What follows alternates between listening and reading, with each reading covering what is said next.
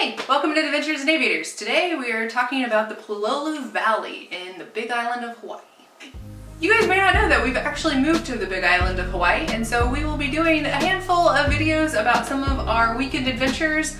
And today we're going to talk about Pololu Valley, which is on the northern tip of the Big Island of Hawaii.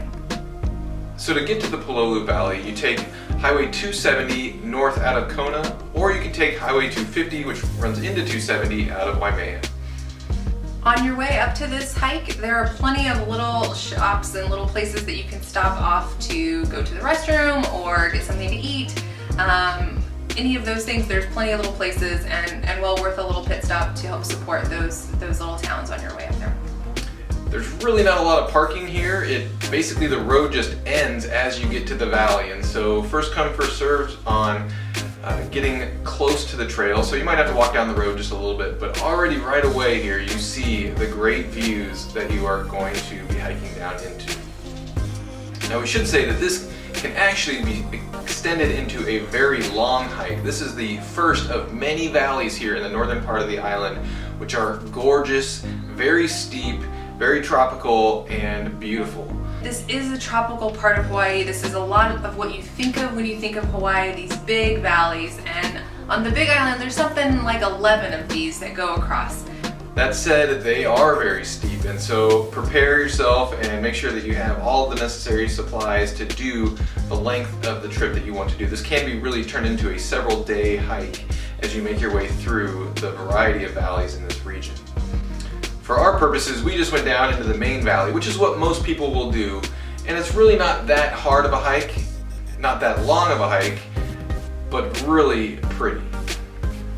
So it takes about 15 minutes to walk down, and it is a dirt path. There's some nice little lookouts as you zigzag your way down, and then once you get down there, there's a nice big long beach. It's a black sand beach. It's really beautiful, as well as a whole bunch of trees and a lush green area.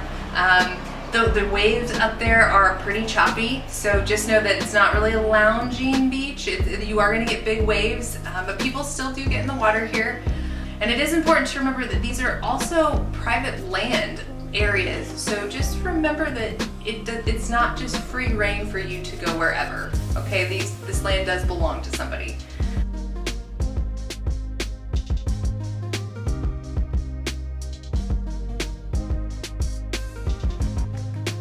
On your way back up the mountain, it's going to be a butt burner a little bit. It takes about solid 20 minutes at a normal average pace to get back up. So if you do have knee problems, if that is an issue for you, this might be a hike that's a little difficult to do. However, you can at least maybe go down one of the inclines to get a better view at the first turnaround. So if you can't do the whole thing, at least you can do a little bit and get the full view going down of all these different valleys. It's really beautiful. I did really appreciate this hike because of the shade down at the bottom, and you can kind of just hang out and lounge in the shade and cool off. There's a nice breeze there typically on this part of the island. And we did note that the hike itself is going to be shadier in the afternoon and late afternoon because of the way the sun hits that area. So if you do go in the morning, you'll probably beat some of the crowds, but you will be in the sun more during the actual hiking portion. This is definitely a fun little stop to have as you make your way around the Big Island. I would call this an intermediate hike because of the elevation change, but if you take your time, this would be something that most people of all skill levels should be able to do.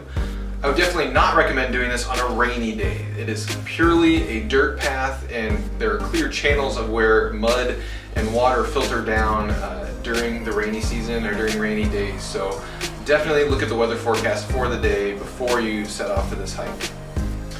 There's no cost associated with the parking here or getting into this area, but again, remember that it is private land and just to pack out everything that you bring in.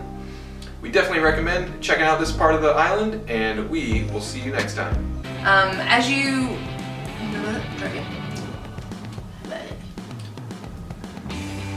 Whatever, go ahead. Alright. So to get to the Pololu Valley, it's on the Kona side, well... What do you want me to do? One more time. Hold on. I want to add something. Oh.